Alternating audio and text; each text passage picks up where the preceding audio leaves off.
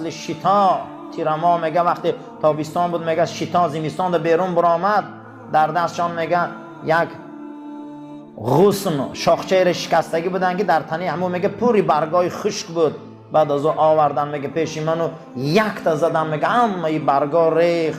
گو یا ابوذر، ای ابوذر. گفتم لبیک یا رسول الله، لبیک پیغمبر خدا. گو بنده مسلمان هر وقتا میخیزن نمازش میخوانه، نمازش خالص لله میخوانه، رفته با جماعت میخوانه، خزانه رو ریختن شدیدی در دستی منها، اینمی خیلی گناهش میریزه. چه خیلی که در تیرما میریزن انمی درختها رو برگشت، ما نمیدونیم این ساعتا قسم به خدا گناه ریخته است، گناه ریخته رفته است.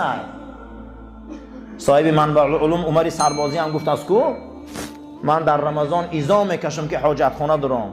گفتن چوه حضرت ایزا میکشی؟